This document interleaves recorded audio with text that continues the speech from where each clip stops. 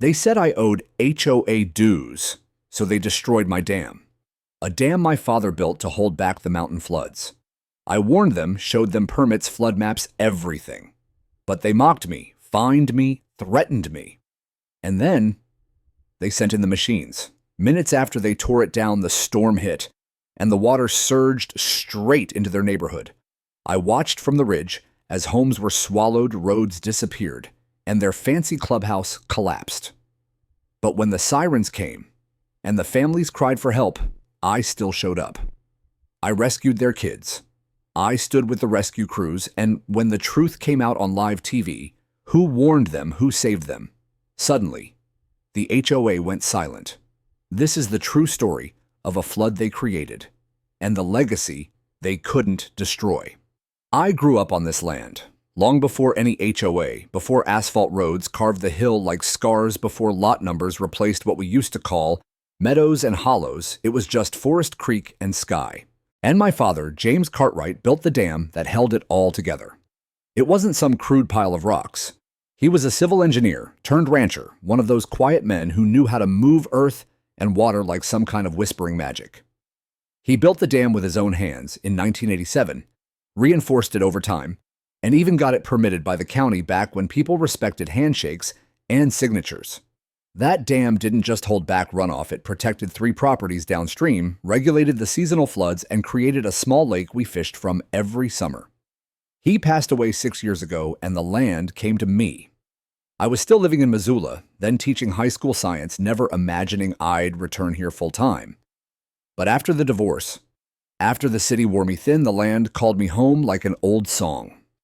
I moved back 2 years ago with nothing but my truck, a toolbox, and my father's old dog tags. The cabin was dusty, the dam a little overgrown, but the land still breathed like it always had. What I didn't expect was the HOA. Somewhere in the years I was gone, a developer had sliced up the valley. They'd named it Pine Creek Reserve, put up vinyl signs, asphalt drives, even a clubhouse near the lower pasture.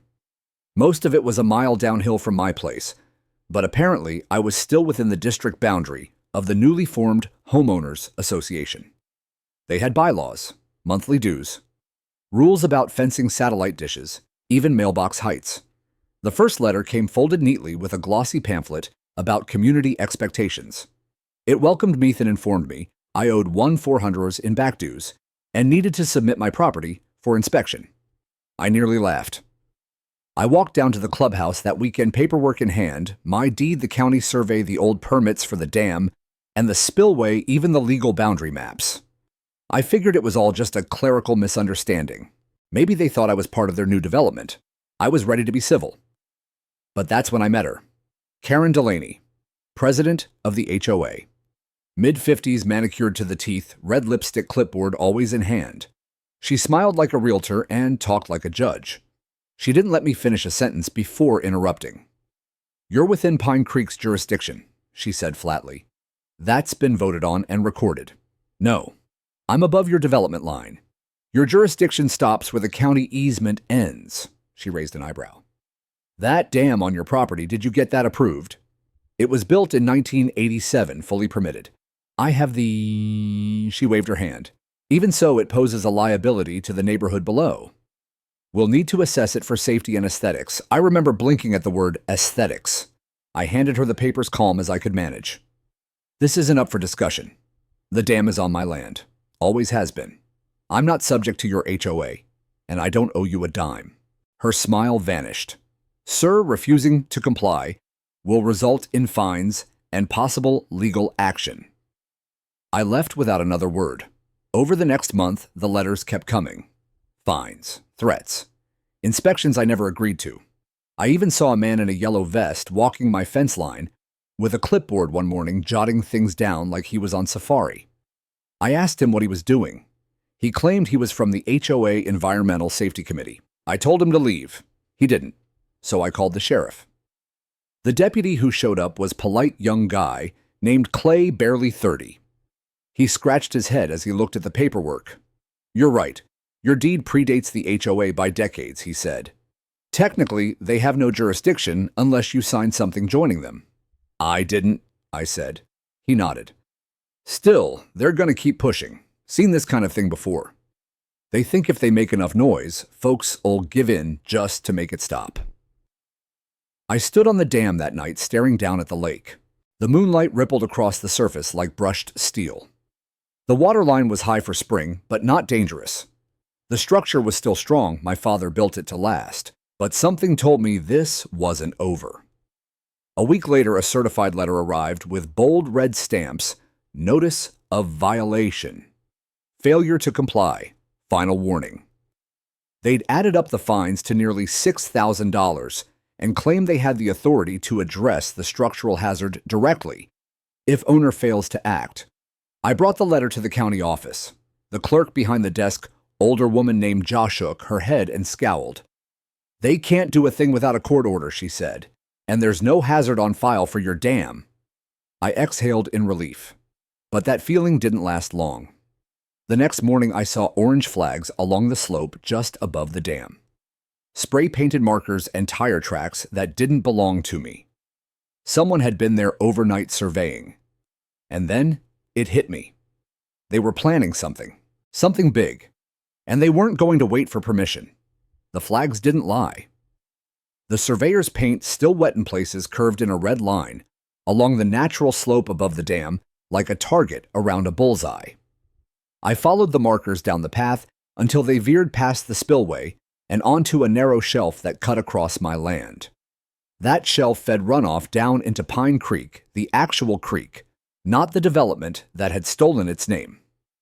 I stood there for a long time, boots planted in the soft mud, staring at the fluorescent lines as a slow rage simmered inside me. Later that afternoon, I drove back to the HOA clubhouse. I parked right up front, got out, and walked inside without knocking. Karen Delaney was seated at the head of a long, folding table in their multi-purpose room, holding what looked like a strategy meeting. 5 others sat with her clipboard warriors, all of them wearing color-coded name tags, maintenance chair, finance-led, beautification officer. God help me. They went silent when I stepped in. Why are there survey flags on my property? I asked, calm but direct. Karen didn't even flinch. She took a sip from her HOA-branded water bottle, then set it down and smiled like she was greeting a stubborn child. Because we voted to initiate corrective action, she said. On land you don't own, I snapped. Mr. Cartwright, she said, dragging out the syllables like they weighed her down, according to our expansion plans, your parcel was never properly excluded from the HOA boundary. It was an oversight we've since corrected. You've received notices. You've ignored them. That dam is considered an unapproved structure, and it presents both a legal and environmental risk to the rest of the community. My fists clenched involuntarily. You don't have the authority, I said. The dam is older than your entire subdivision. The county issued permits. The state recognizes it. And I never signed a single document joining your HOA. That land is mine. Period. The man with the beautification officer tag leaned forward and said, Well, you still drive on our paved roads, don't you?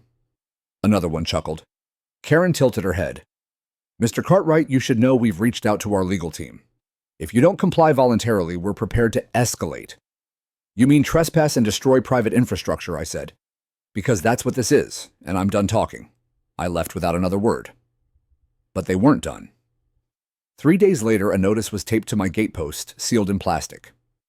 Final enforcement notice, unauthorized structure will be removed on April 10th, 9:00 a.m. They'd chosen a Tuesday, middle of the week, less chance of other residents seeing what they were doing. But I wasn't just going to stand by. That evening, I drove into town and met with a local attorney I'd used before, Marie Geller, tough as nails, ex-military, now specializing in land disputes and rural property rights. She reviewed my deed, my permits, my documented history with the dam. Her verdict was blunt. They're bluffing. Legally, they don't have a leg to stand on. But they're hoping you won't fight it. Can I stop them before Tuesday? I asked. She sighed. I can file a cease and desist, maybe get a judge to issue a temporary injunction. But even if I fast-track it, they might act before the paperwork catches up. What happens if they tear it down? Marie looked at me like she didn't want to say it. If your dam breaks and causes damage downstream, even if it wasn't your fault, they'll try to make you the scapegoat. Best case, you spend months in court. Worst case, you're liable for flood damage. I exhaled through my teeth. What if I asked slowly the flood hits them instead? She raised an eyebrow. Then they just sued themselves. I didn't sleep that night. Rain had been in the forecast, nothing major, but enough to raise concern. Spring in this valley had always been unpredictable. My father called it sudden thaw season. You'd get a warm spell snowmelt from the ridge, then a storm would ride in and turn the creek into a monster. And that dam was the only thing standing between Pine Creek Reserve and a wall of muddy water. I printed out everything: permits, maps, historic photos, even old blueprints my father had drawn by hand. I laminated the most important pages and pinned them to the dam's retaining wall in clear weatherproof cases. If they were going to bulldoze it, they wouldn't be able to say they didn't know. That Sunday, I walked the entire length of the dam, checking for weak points. It was solid steel reinforced concrete, under packed earth, a gravel spillway built to release excess flow safely down a channel I'd maintained every year since coming back. They were wrong. Dead wrong. And Tuesday was coming fast. The morning before their planned demolition, I got a call from Deputy Clay. "You better come down here," he said. "There's a crew staging just off Ridgeview Drive. Looks like backhoes, some landscaping trucks, maybe a few HOA folks watching." I got in my truck and drove down. Sure enough, they were there. Orange vests, helmets, machines, idling.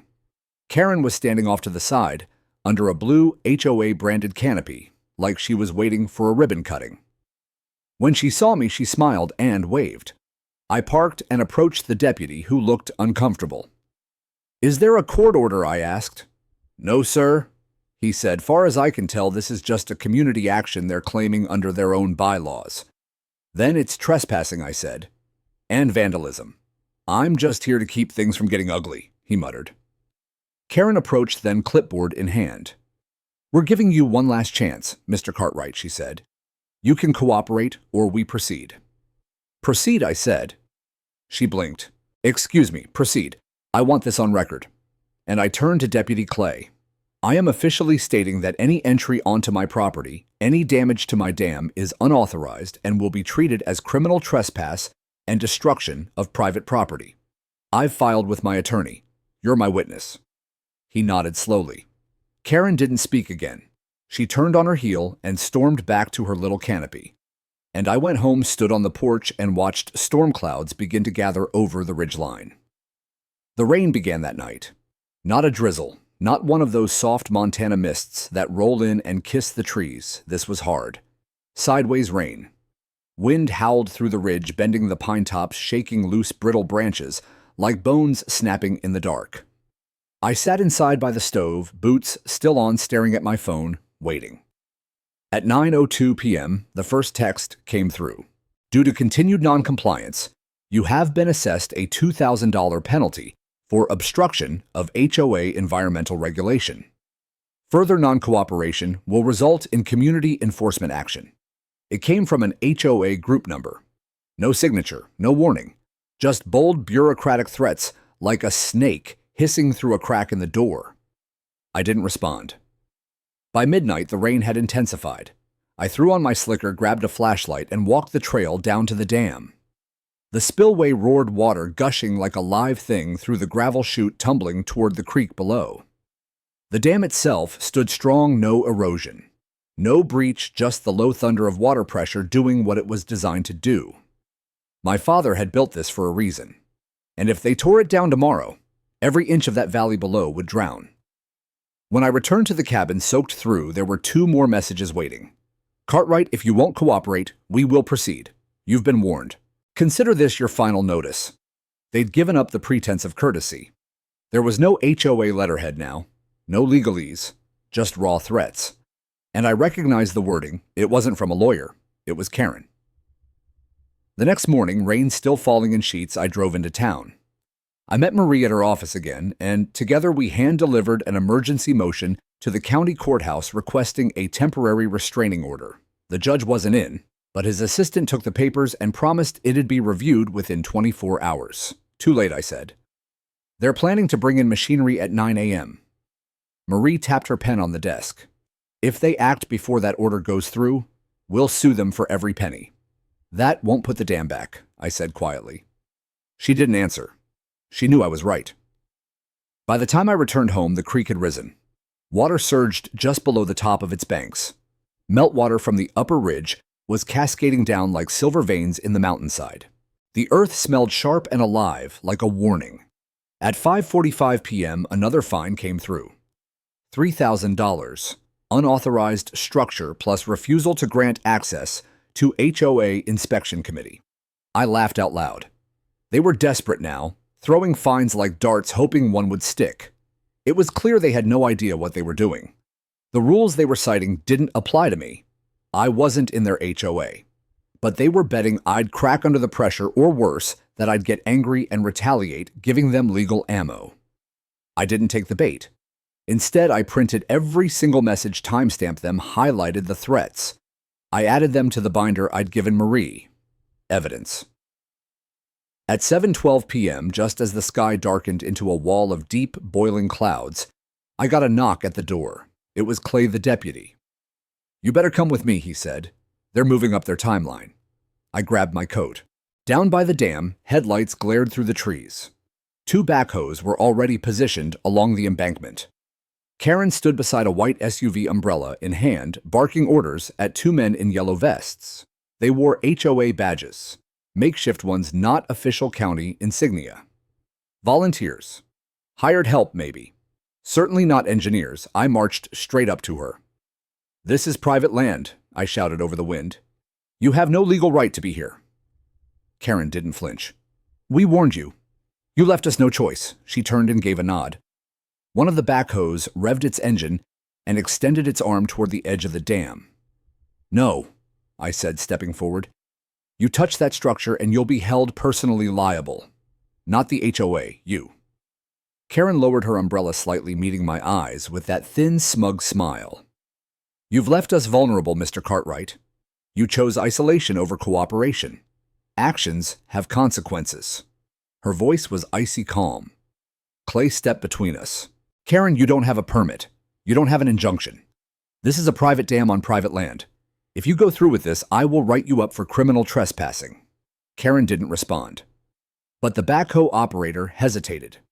"Shut it down!" I shouted to the crew. "You're being lied to. You destroy this dam and people will get hurt."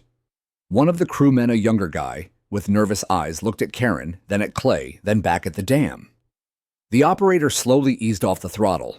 The arm retracted. Karen hissed under her breath. "Cowards." Then she pulled out her phone. "Fine," she said.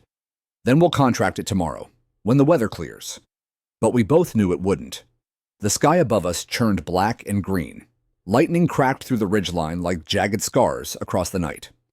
Thunder rolled seconds later, and the first gust of wind nearly ripped Karen's umbrella clean off. Everyone turned to look upstream, and what we saw stopped us cold. A surge. A white roaring wall of runoff, glinting in the brief flash of lightning. Snowmelt broke in debris, and mud barreled down the mountainside, feeding into the creek with explosive force. The water slammed against the base of the dam and roared into the spillway, rising faster than I'd ever seen. Karen stepped back, finally registering what she'd almost unleashed. I looked at her. "This," I said, "is what my father built it for." She didn't answer. She was too busy watching the water climb. I tried to warn them. I told them the storm patterns were shifting. Earlier snowmelt, sudden downpours, unstable ground from too many dry seasons. I'd shown them the forecast from the National Weather Service, 3 inches of rain expected over the next 24 hours. I brought out maps, county surveys, even historical flood data that dated back to 1991. But Karen and her board treated me like a lunatic hermit, screaming about the sky falling. Now the sky was falling, and the water with it. The dam groaned under the pressure, but it held. Water burst through the spillway in foaming torrents, crashing into the old runoff trench and spiraling downhill toward Pine Creek. But it was controlled. That was the point. My father had designed it to take the worst of spring's tantrums and carry them safely away. And yet, even as we stood there watching that wall of water rage beneath our boots, Karen still couldn't admit she was wrong. This isn't normal, she muttered, her face pale under the cold glare of truck headlights. No, it isn't, I said. It's nature, and you almost let it drown your entire community. Behind us, the HOA crew started backing off their equipment, groaning as it reversed. The young guy who'd hesitated earlier gave me a long, uneasy look. He knew. He'd seen it. He didn't want to be here anymore. But Karen stayed. She stared at the dam like it had personally betrayed her, like it was some monument to my defiance. I didn't care. Let her rage. Let her stew in the knowledge that she nearly became the architect of her neighborhood's destruction. I want your files, she said suddenly. I raised an eyebrow. Excuse me, all those permits and maps you keep waving around, I want copies. I want to verify everything you claim. You mean the documents you mocked for 3 months straight? I'm not mocking now, she snapped. No, I said. Now you're scared. She flinched. Clay, the deputy, stepped in before things got hotter. Karen, I think you've seen enough for tonight. If I were you, I'd get back down the hill before this weather traps you up here. She turned to him like she wanted to argue, but her lips tightened and she walked off without another word. Her boots sloshed through the wet grass as she disappeared into the darkness with her canopy flapping behind her like a torn sail. The next morning brought silence. The rain stopped around 4 a.m., and the clouds parted just enough to reveal a dull gray sky smeared with streaks of tired sunlight. I walked the dam again before sunrise. Debris had piled against the southern edge, tree limbs, broken fence posts, even an old trash can, but the structure itself was intact.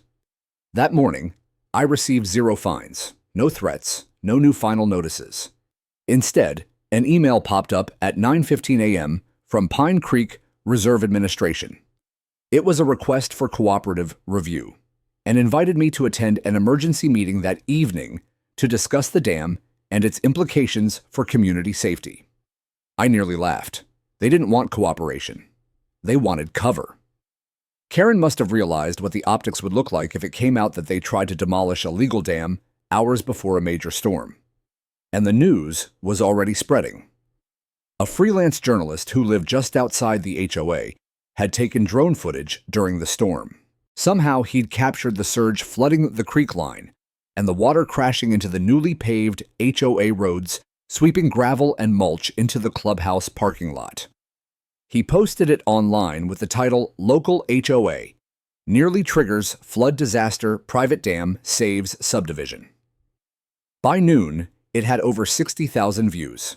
By sundown, it was on the local news. I didn't attend the emergency meeting. Let them sweat. Instead, I spent the day gathering everything I could find. I built a digital archive: permits, land, records, flood models, emails, texts. I uploaded it all to a cloud drive and sent the link to Marie, my attorney. At 5:30 p.m., just as the HOA gathered in their clubhouse, I walked the edge of my property, checking boundary markers. The creek still rushed with energy, but it had calmed. The dam had done its job.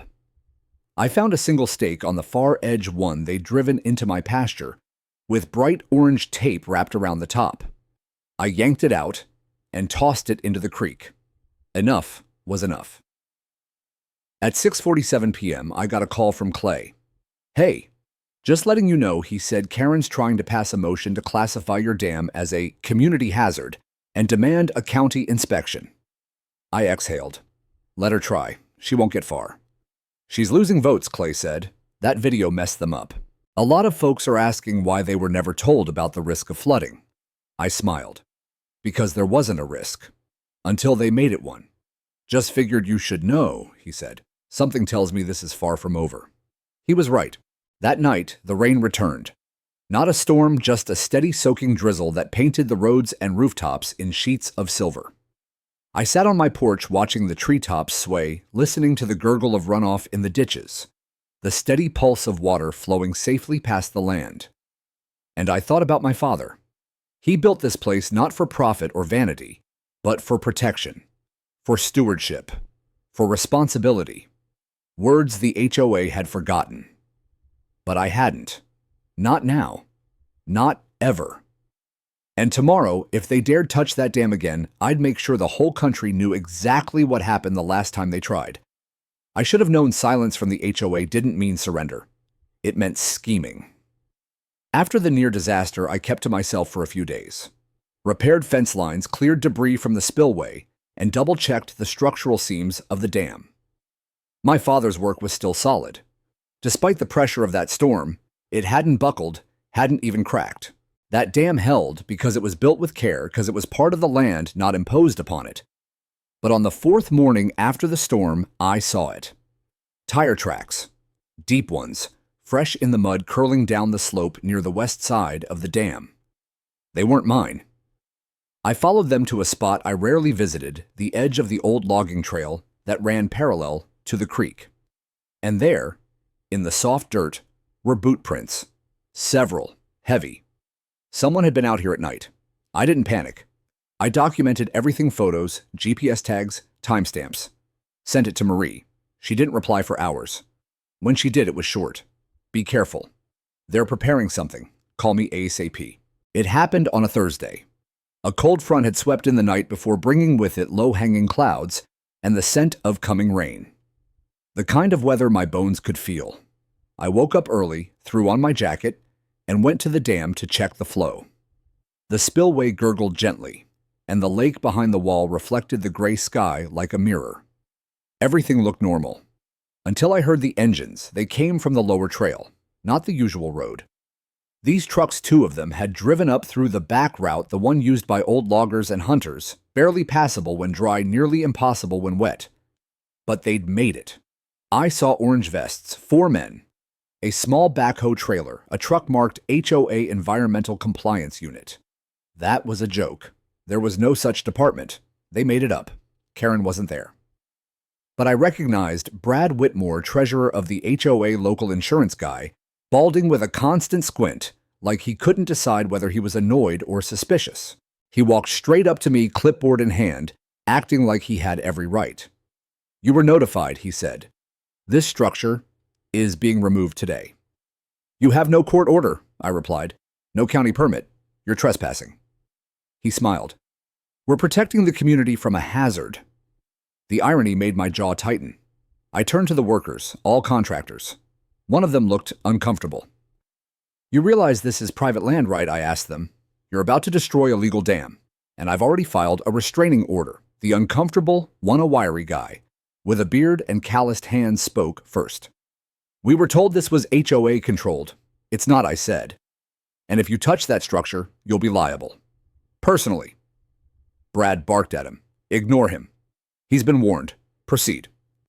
But the man hesitated. "Where's the order?" "Doesn't matter," Brad snapped. That's when I heard it, the telltale clank of metal shifting. The backhoe started up. I stepped forward. "You tear that down, and you open this valley to floodwater. That lake feeds directly into Pine Creek. The storm tonight, it's going to push everything over." Brad scoffed. "Fear-mongering won't stop progress." And then, without warning, the backhoe swung its arm forward and slammed the bucket into the upper lip of the dam. Concrete cracked. Chunks broke free. The impact echoed like a rifle shot across the valley. I lunged forward, but one of the workers stepped between me and the machine. "Back off, man!" I shouted over the engine noise. "You don't understand what you're doing. That water is going to breach." Another slam. More of the dam, crumbled pieces sliding down into the lake below.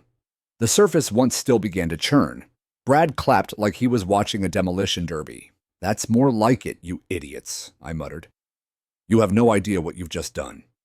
And then the water shifted. Not spilled, shifted. A slow sucking pull formed near the broken edge, like the lake itself inhaled. The pressure imbalance drew more water toward the breach. A moment later, the surface burst forward in a surge of white and brown, roaring past the busted concrete, hammering into the spillway with double the force it was designed for. The contractors panicked. "Shut it down," someone screamed. The backhoe backed away, tires slipping in the mud. The bearded worker ran past me toward his truck. Brad froze, clipboard dangling useless in his hand. "What's happening?" he yelled. "You cracked the pressure seal," I said coldly. "That dam held back 6 acres of runoff. It's coming down the valley now, and your homes are directly in the path." He looked pale. I didn't wait. I turned and sprinted for my truck. My phone was already in hand as I dialed Clay. "Emergency," I barked. "They breached the dam. It's giving way. You need to evacuate Pine Creek, now. By the time I reached the ridge, I could see it. A frothy, snarling torrent of water churned its way down the hillside. It tore through underbrush, ripped up fencing, turned the gravel road into a riverbed. It was violent, and faster than anyone expected. And the first thing it hit, the HOA clubhouse. A wall of water at least 4 feet high slammed into the western wall, broke through the back door, and swept furniture and documents out the front. The solar panels popped off the roof like bottle caps. Cars in the lot floated for seconds before being lifted and spun like leaves. Downhill, the flood reached Karen Delaney's property. Her freshly landscaped yard turned into a swamp in seconds. Retaining walls failed. Her koi pond shattered. The porch collapsed, followed by the east-facing wall of her home. I stood on the ridge, heart pounding, soaked in sweat and rain, and watched it all unfold. And I whispered, I warned you. The wind hit like a freight train just minutes after the breach. It slammed into the ridge and bent the trees in long, low arcs.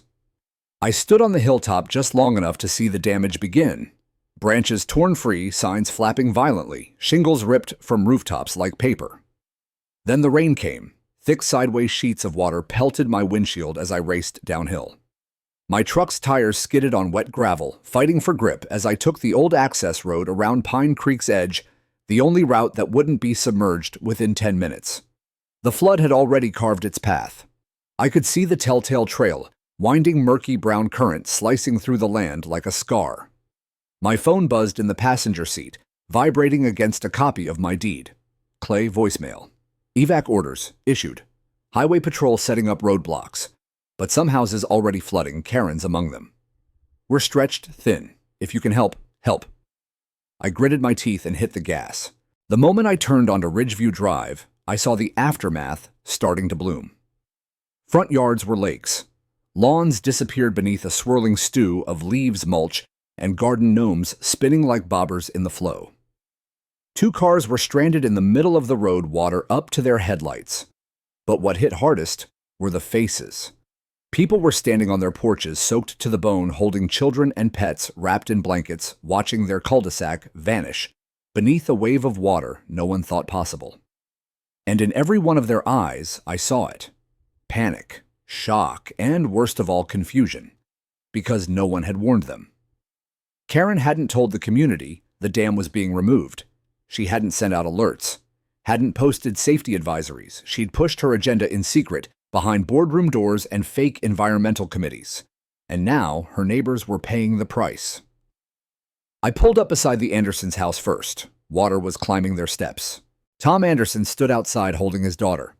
His wife clutched a soaking wet beagle in a towel. He recognized me instantly. Cartwright, I didn't wait. Get in, I shouted. I'll take you to the ridge. It's dry up there. He hesitated only a second before nodding. They piled into the truck, the dog shaking water all over my floor mats. I kept going. Next was the Masons, then an elderly woman named Marlene, who waved a flashlight from her garage like she was trying to signal the moon. I got them in, helped secure a few belongings, turned back to make another trip. On the third run, I found Karen.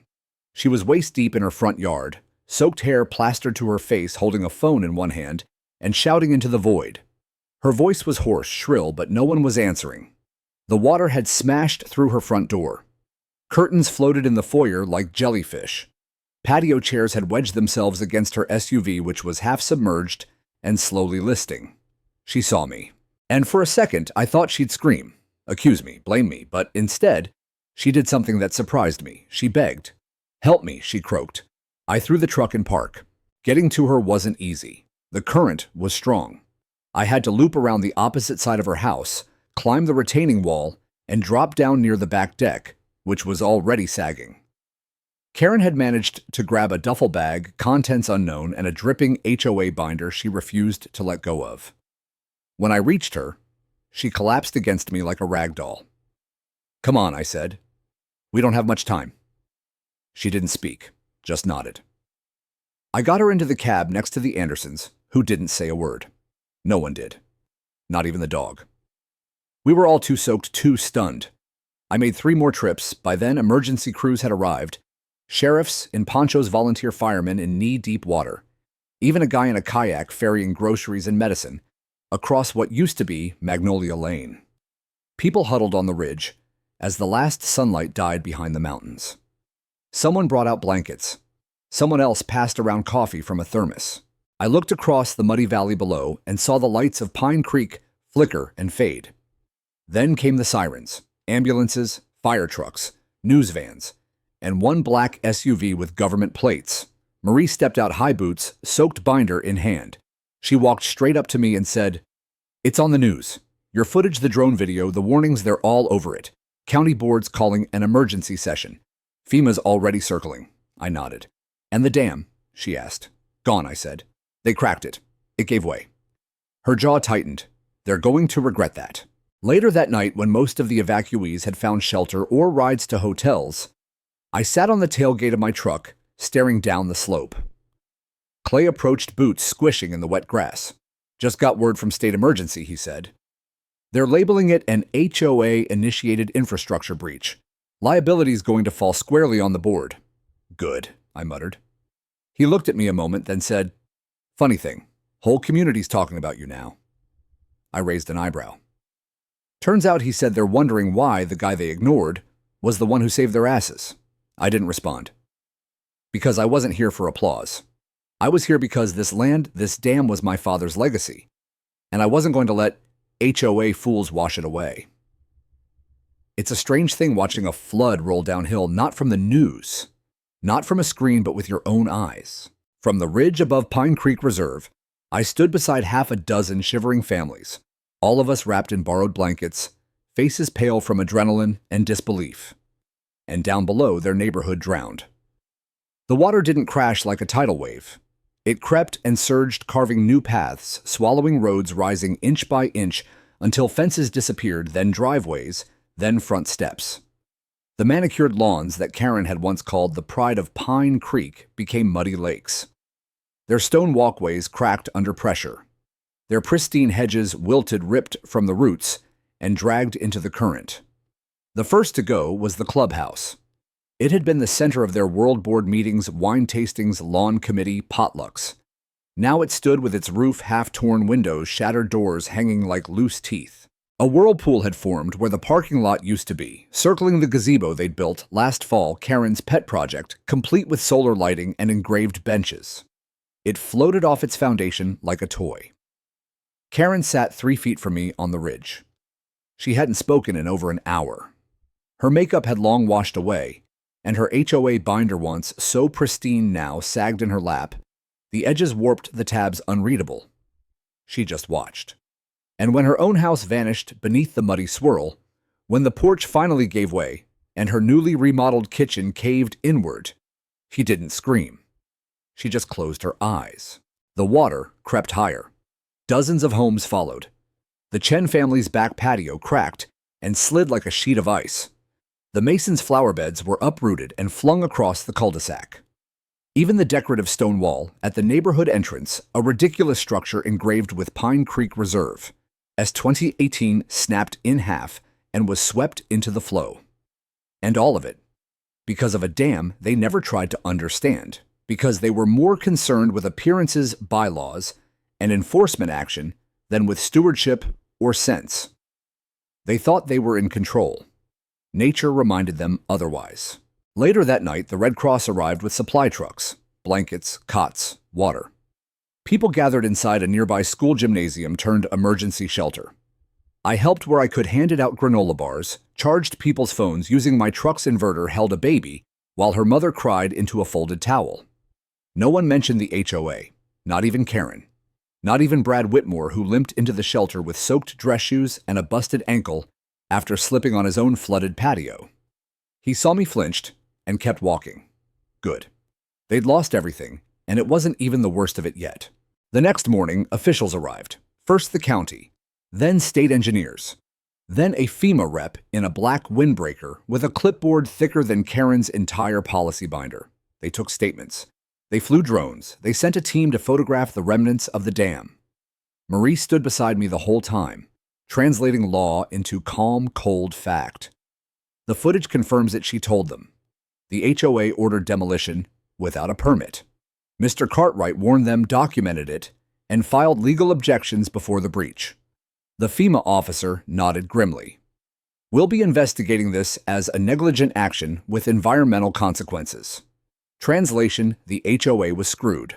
By the second day, the news vans had multiplied. Local stations, then regional ones. Then someone said CNN had picked it up. They played drone footage of the destroyed dam, followed by a side-by-side clip of the flood washing through Karen's community. One anchor called it the HOA flood scandal. Another called it a cautionary tale of overreach. Karen didn't show her face that day. I heard she'd taken a room at a Motel 6 outside town. Brad tried to spin the story, claimed they'd acted to protect residents based on erroneous advice from a third-party consultant. But no one bought it. Too many emails, too many threats, too many fines for a man who'd been right from the start. Me. Late that night, as I drove back to the cabin, I stopped at the edge of the ridge and looked out once more. The floodwaters had begun to recede. You could see the tops of fences again. The roofs had settled, warped but visible. Some houses had shifted completely off their foundations. A few had collapsed. It looked like a war zone. But my landmade cabin, my trees, my creek stood untouched. The irony was sharp. The man they tried to push out, punish, fine, intimidate, was now the only reason they weren't pulling bodies from the floodplain. And they knew it. When I reached home, my front porch light was still on. The air smelled of pine and wet earth. I stood for a moment in the silence, just listening to the quiet hum of my father's land. I don't know why, but I walked back to the edge of where the dam used to stand. Nothing remained now but a twisted path of torn concrete and scarred soil. It hurt to see it gone. Not just because of what it meant for the valley, but because it was one of the last things my father built. His signature was still etched into a support beam, somewhere down there, now buried in silt and shame.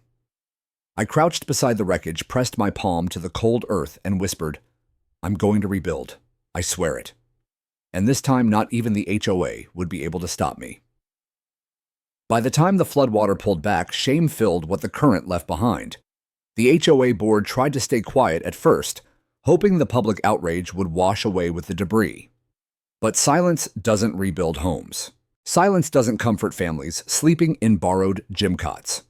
And silence sure as hell doesn't erase the footage burned into everyone's memory. It was the footage that did it. One clip in particular, shot by a resident on their phone, circulated across news outlets like wildfire. It showed the backhoe striking my dam. It showed me yelling. It showed Karen watching. And then it showed the water raging, unstoppable, barreling into their street minutes later. The internet labeled it HOA karma, and still they needed help. The county issued temporary housing waivers. FEMA offered grants, but only for residents, not for the HOA itself. Insurance companies balked, most of them citing man-made failure or negligent demolition of infrastructure as reasons to delay or deny claims. Some agents even visited me to confirm the dam's permit history. After I handed over the binder Marie had prepped, complete with video timestamps and signatures, they shook my hand and said, "This'll help a lot of folks." That was when the calls started coming. At first, it was a trickle. A voicemail from Tom Anderson. "Mr. Cartwright, I just wanted to say, I didn't know. I'm sorry. We're staying with my brother for now, but thank you for saving my family." Then a text from Marlene, the woman with the flashlight. "Would you consider helping us rebuild? We trust you now, we really do." By the weekend, I had a dozen messages, and finally on Sunday morning, Karen knocked on my door. I opened it slowly. She stood there in a wrinkled raincoat, eyes sunken, hair pulled into a limp ponytail. No clipboard, no umbrella, just Karen Delaney stripped of everything that once gave her power. "Expect forgiveness," she said, voice hoarse. I said nothing. She swallowed hard. "But I came to ask for help." I stepped onto the porch, folded my arms. "Help," I asked. "After you fined me, threatened me, ordered the destruction of something that saved your neighborhood." She looked down. "I was wrong," she whispered. "About everything. The dam, you, the land. We didn't understand what it did until it was gone. I wanted to be angry. I wanted to shut the door and let her drown in her own mistakes.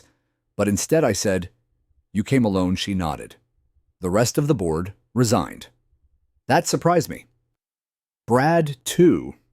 Especially Brad, she said bitterly. Once his house went under and his car insurance refused to cover flood damage, he practically vanished. I sighed.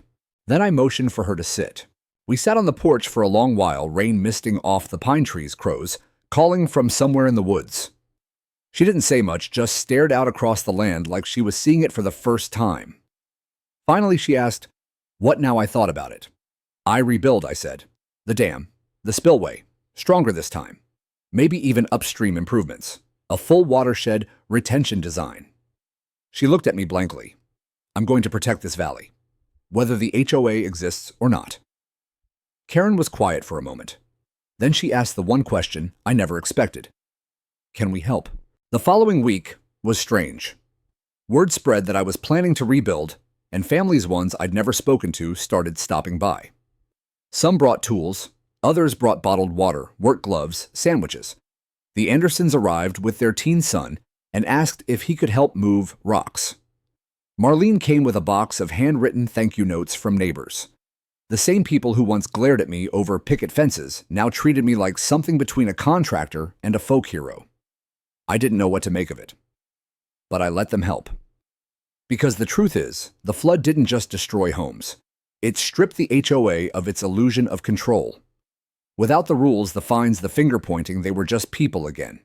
And people can rebuild together. Marie helped me navigate the paperwork. FEMA granted me funding under Emergency Watershed Protection. The county expedited new permits, this time stamped in triplicate and backed by flood prevention law.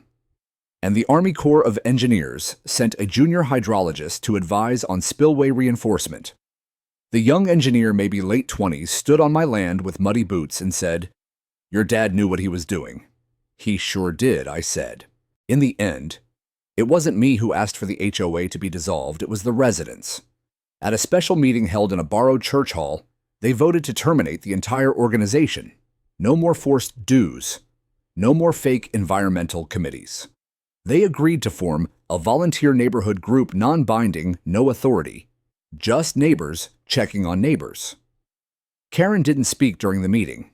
She just watched. When the final vote was tallied, she signed the motion to disband with a trembling hand and handed over the last binder to Marie. And just like that, Pine Creek Reserve's HOA was no more. The land will heal. It always does, given time and care. We built the new dam 100 feet upstream. Slightly higher elevation, better runoff control. The new spillway gleams in the sun. Kids come to fish off the edge again. Families picnic near the creek bed. The scars are still there, yes, but now they're part of the story, part of the lesson. Because sometimes it takes a flood to wash away the lies. And sometimes even the ones who cause the damage are worth saving, if only to show them what real responsibility looks like. I wasn't supposed to speak. The press conference was meant for officials, the FEMA rep, the county engineer, the sheriff. They had the podium, the microphones, the backdrop, with the county seal. I was just there as a guest, an observer. But sometimes the truth doesn't wait for permission, especially when it's been ignored for too long. It took place 1 week after the flood in front of the courthouse steps. Cameras from 4 local stations and 2 national news outlets were set up in rows. The crowd was bigger than I expected. Residents, volunteers, city employees, even a few politicians from the state capitol sniffing around for photo ops. The FEMA representative, a serious woman named Carla Ruiz, stepped up first. She delivered the facts in a level tone. The flood at Pine Creek Reserve was not a natural disaster. It was a man-made failure initiated by the unauthorized demolition of a critical dam. She paused, letting that hang. All documentation confirms the dam was legally permitted, properly maintained, and built decades before the formation of the HOA. Its removal ordered by members of the HOA board, without legal authority or engineering consultation, directly contributed to the flooding event. Gasps rippled through the crowd. Carla continued, "We are recommending full liability be assigned to the HOA and its decision-making members. This incident is now classified as a preventable infrastructure breach." Behind her, Karen Delaney stood stiff as a statue, her hands clasped in front of her. She'd refused to step down from the microphone area, but declined to speak herself. Her posture said everything rigid, ashamed, and still trying to maintain some kind of dignity. But that cracked when the county engineer stepped forward. His name was Douglas Marlin Gray, haired, weathered, with a clipboard tucked under one arm. He looked out at the cameras, then down at the crowd. "I reviewed the remnants of the dam," he said. The structure was remarkably well built for its era. Reinforced properly, integrated with the natural topography, and maintained with care. The breach didn't happen from age. It happened from destruction. Then he flipped open his clipboard. The evidence trail is clear. The HOA board was warned multiple times. They received weather projections, runoff data, floodplain charts. All of it was dismissed. He looked at Karen directly when he said that. And yet they proceeded. Not just without a permit, but against legal injunctions, against community advisories, and against the owner's explicit warnings. Karen's eyes darted away. The reporters lit up with questions. Microphones jabbed forward like bayonets. Will criminal charges be filed? Did the HOA knowingly suppress warnings from the landowner? Who exactly gave the order to bring in demolition crews? And finally, can we hear from Mr. Cartwright? My name echoed across the steps. Carla looked at me. So did Sheriff Clay, who stood to the side in uniform, arms folded like a sentry. He gave me the smallest nod, so I stepped up. Not because I wanted to, because someone had to say it. I adjusted the mic. "My name's Russell Cartwright," I began. "I own the land where the dam once stood. My father built it in 1987 to control seasonal runoff and prevent downstream flooding. It did its job for nearly 4 decades. Quietly.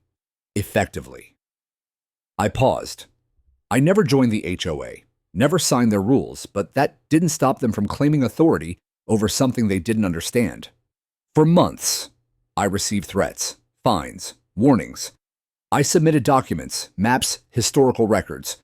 I met with the board, spoke with their so-called environmental committee. I warned them over and over again that destroying that dam would be dangerous. Another pause, and they did it anyway. The crowd was dead silent. I glanced over at Karen. Her face was blank, now lips pressed tight. But behind her, a few former residents, some of whom I'd helped evacuate, nodded quietly. I continued. When the flood came, I didn't stand back. I helped. I opened my home. I pulled kids into my truck. I stayed with the crews all night. Because this wasn't just about proving a point. It was about protecting the land, the people, and the truth. I looked into the camera, and the truth is, no HOA rulebook, no badge, and no clipboard gives anyone the right to endanger lives for the sake of control. I stepped back. Applause rose not, loud but steady. Honest. From people who'd once dismissed me as the strange man at the top of the hill. From families who now knew who kept them safe. After the press conference, the story exploded. Headlines read, "Homeowner's warning, ignored HOA's demolition triggers flood. Disaster dam of integrity. One man's fight against HOA overreach. HOA board resigns in wake of flood scandal." Karen resigned that evening. So did Brad, and every single board member who'd signed the demolition notice. The HOA's bank account was frozen pending lawsuits. The insurer filed claims against them. FEMA and the county attorney began investigating criminal negligence. And the Pine Creek community voted unanimously to dissolve the HOA altogether. The irony, they asked me to help form a new community committee. One without authority. One based on transparency, cooperation, and actual stewardship. I said I'd consider it. Back at home, Marie met me on the porch with a bottle of rye whiskey. "You earned this," she said, handing it to me. I didn't argue. We sat on the steps watching the sun bleed gold across the pines. The birds had returned. The creek babbled steadily through the lower ravine, free but no longer violent. Calm again. She raised her glass. To legacy. I raised mine. To accountability. And for the first time in a long time, I felt peace. Not because I'd won, but because the land had spoken, and everyone finally had listened. It didn't take long for the court to reach a decision. 2 weeks after the flood, the county judge, an older man named Harold Levitt, with a slow voice and a reputation for not tolerating nonsense read through every page of evidence. Marie sat beside me through each hearing calm and razor-sharp, letting the HOA's legal team fumble through excuses, while she pulled up time-stamped warnings, cease and desist filings, and drone footage of the exact moment the backhoe crushed the dam's seal. Judge Levitt barely looked at the HOA's attorney before rendering judgment. The HOA acted outside its authority. The dam in question was built legally, maintained responsibly, and its removal directly caused a preventable disaster. Mr. Cartwright is hereby cleared of all liability, and the HOA is found negligent. His gavel struck like thunder. And that was it. I wasn't just vindicated, I was protected. Permanently. The ruling set a precedent. HOAs couldn't impose authority over land they didn't own, especially when that land held infrastructure with historical permits. They couldn't demolish, destroy, or fine without due process. And they sure as hell couldn't ignore warnings backed by data. But what mattered more than the legal win was what came next. Rebuilding the dam wasn't easy. The ground was still soft from the flood. The old foundation was shattered pieces of reinforced concrete buried beneath feet of sediment and broken pine. But I didn't want to just recreate what my father built, I wanted to honor it. So I brought in experts, not outsiders, locals, people who cared. The same neighbors who'd once stood behind HOA rules now stood beside me with tool belts and work gloves. The Andersons dug trenches. The Chen family hauled rocks. Marlene brought sandwiches every afternoon and told stories about the first winters in Pine Creek, when the roads would freeze and no one would deliver mail for days. Even Karen showed up. She never spoke much, just helped carry sandbags and kept the coffee pot full. She'd aged 10 years in 2 weeks. But when we poured the first bucket of cement, she looked up from the ridge and said quietly, "Your dad would be proud." I didn't respond, but I hoped she was right. This time, the dam rose stronger, taller, reinforced with new materials anchored deeper into the hillside. The spillway was doubled in size, with drainage channels shaped to mimic natural flow. A local wildlife agent helped us replant vegetation that would stabilize the soil and invite birds back to the creek. And on the day we sealed the final block, we etched a plaque into the retaining wall, Cartwright Spillway, in service of land and community. Rebuilt by those who learned. Simple, true. Without the HOA, Pine Creek changed. No more fines for mailbox color. No more threats over lawn height. The community formed what they called a stewardship circle, a volunteer group that focused on safety, emergency planning, and mutual aid. No power, no penalties, just people helping people. And they asked me to chair it. I said yes. Not because I needed authority, but because I'd learned that silence lets bad ideas grow. And sometimes the loudest voice in the room isn't the wisest. If I could help keep another storm from hurting anyone, then I owed it to the land to try. 1 year later, almost to the day, a storm returned. Not as big, not as sudden, but strong enough to test the rebuilt dam. It held. Water surged through the spillway like it had always known the way. The creek widened for a few hours, then settled.